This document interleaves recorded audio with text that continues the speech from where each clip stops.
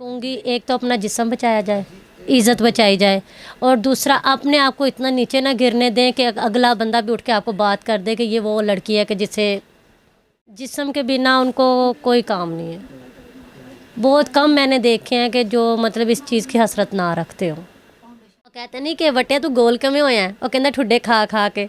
समझो मैं 7 साल से ठुड्डे खा खा गोल हो गया, समझ गया दुनिया को। से देखा जाए तो अपने आर्टिस्ट ही ज़्यादा इस काम की तरफ। वो कहते हैं यार न्यू लड़की आ गई है, इसे फंसा लें, अपने घेरे में ले आए, इसे अपनी तरफ मोहतमन कर लें, पर ये लड़की को भी कुछ थोड़ा सा अपने आप को पत्थर करना पड़ेगा। या मैं इस टाइम मुल्तान के एक मकामी थिएटर पर मौजूद हूँ और हमारे साथ न्यू टैलेंट जो मुल्तान में परफॉर्म करने लगी है हमारे साथ मौजूद है, जिनका ताल्लुक़ शहर लाहौर से है। मुस्कान उनका नाम है। मज़ीद उनसे जानते हैं कितने अरसे से शोबिज़ में आए और इस शोबिज़ में क्या बनने की ख्वाहिश है। अस्सलाम वालेकुम, मैं आपकी अपनी मुस्कान मलिक फ्रॉम लाहौर।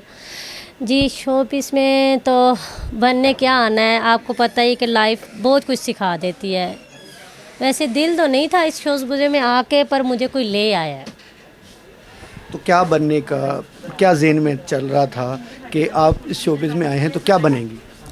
जी, पहले तो मेरे इस ज़हन में कुछ भी नहीं था कि कुछ बनूं या ना बनूं, अंदाज़ा भी नहीं था। अब मेरे ज़हन में है कि मैं कुछ बनूं। जो लोग कहते हैं कि आप कुछ नहीं बन सकती, उनको अब कुछ बन के दिखाऊं।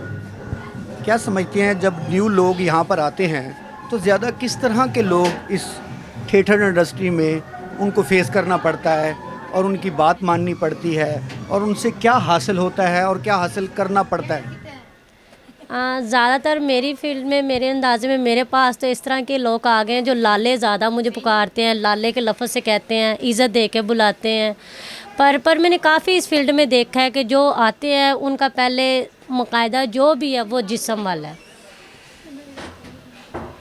जिस्म के बिना उनको कोई काम नहीं है।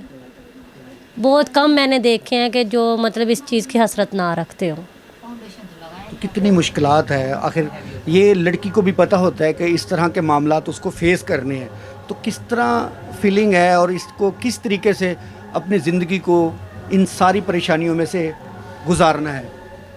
बस यही समझ लें कि बंदा एक इस तरीके से गुज़र रहे हैं कि ना ही पूछे कि जो हमारे साथ हालात हैं, हम बहुत अपने आप को मैनेज करके जाते हैं, जिस तरह भी जाते हैं, बस गुज़र रहे हैं इस फील्ड से।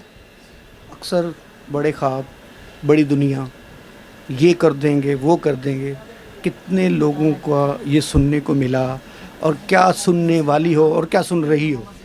मुझे तो आज तक इस तरह का मतलब मैंने नहीं, इसलिए नहीं किया कि वो कहते नहीं खाओ उतना जितना आप पचा सको। मैं उस हद तक रहती हूँ कि जितना क्या मैं पचा सकूँ।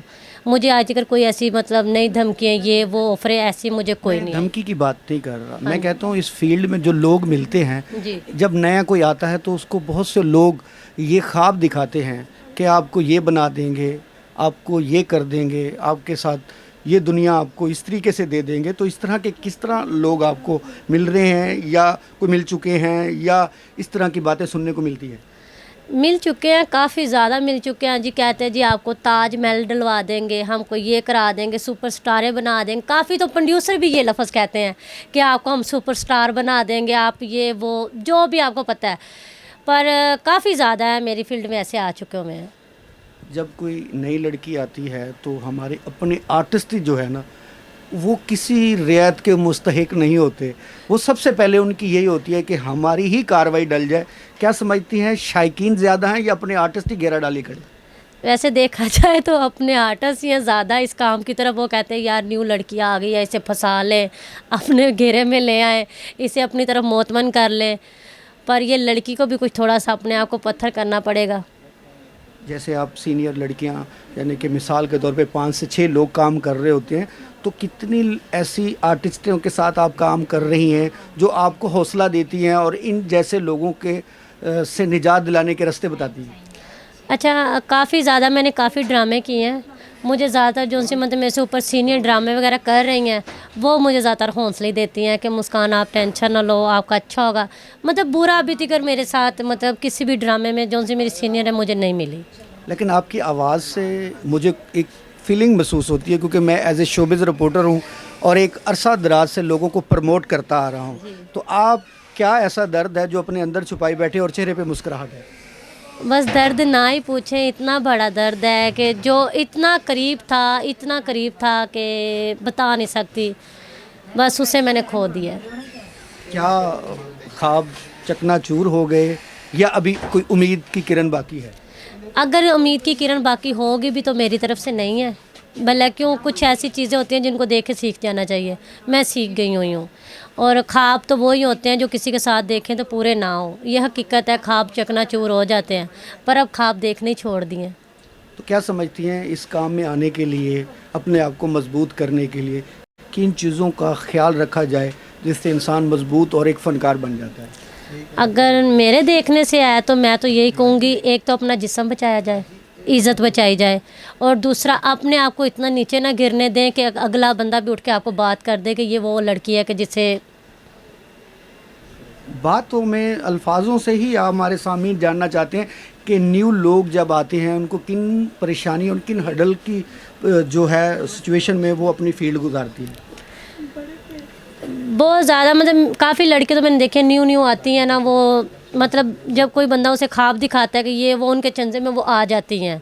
और काफ़ी ऐसी लड़कियां हैं जो अपने सर के ऊपर खुद मजबूत बनी हुई हैं। अक्सर ऐसे लोग होते हैं कि ऊपर चढ़ाने के बाद वही पौड़ियाँ खींचने वाले होते हैं, तो क्या इस तरह की कोई वाक़या? ये मेरे साथ हो चुका हुआ है। मुझे ख्वाब दिखा दिखा के बाद में सीढ़ी खींचने वाले अपने ही होते हैं, पराए नहीं होते। लेकिन ये भी बड़ी एक मशहूर कहावत है शोबिज़ की कि जो मौसन होता है, जब कोई फ़नकार अपने अरूज पे पहुंचता है तो वो मौसन का कत्ल भी उसी के हाथ से होता है। इसमें कोई शक नहीं है, ये हकीकत बात है। और दरअसल मतलब एक जो लड़की है ना कि सुकून से ज़िंदगी जी रही है, उसके साथ जी रही है, उससे वो महसूस नहीं करवा रही, वही हमें बातें कर रहा होगा। तुम्हारा तो नाम नहीं है, तुम्हारा तो एक स्टैंडर्ड नहीं है, तुम ये हो, तुम वो हो, तुम्हारी तो इज़्ज़त नहीं है, तुम कुछ प्रोटोकॉल नहीं ले सकती, तुम ये नहीं कर सकती, वो नहीं कर सकती। जब बंदा उस साइड पे आ जाए ना, वो बंदा ही उसको गलत बुलाना शुरू कर देता है। तो क्या आने वाले टाइम में अपने लिए क्या एक सबक का मौज़ा जो आपने थोड़े वक्त में हासिल किया कि आपका दिल लगा, टूटा, चकनाचूर हुआ, मजबूत हुए, फ़नकार बनने की कोशिश में, क्या समझते हैं फिर ट्राई करेंगे? दिल तो मैं बिल्कुल नहीं लगाऊंगी, हाँ चूना सबको लगाऊंगी। उस चूने से ही तो हम लोग मशहूर हुए हैं। अगर हम शोबिज़ की दुनिया की बात करें तो वो क्या समझती हैं कि उस चूने में कोई ऐसी चीज़ नज़र आएगी कि जिससे अगला चकनाचूर हो? जी जाहिर बात है, कुछ तो हसरत उनको होती है ना, इधर से क्या आएगी। लेकिन आजकल के जो शायकीन हैं वो बहुत तेज़ हैं, क्या समझती हैं आप उनको उस आँख से समझ पाएंगे? जी बिल्कुल, मैं 7 साल में बहुत कुछ सीख गई हूँ। वो कहते नहीं कि वटिया तू गोल किवें होया है, वो कहंदा ठुड्डे खा खा के। समझो मैं 7 साल से ठुड्डे खा खा गोल हो गया, समझ गया दुनिया ਨੂੰ। मैंने आपको परफॉर्मेंस देखी है अब एज ए पंजाबी, और इस सराइकी कल्चर को किस तरह मैनेज किया?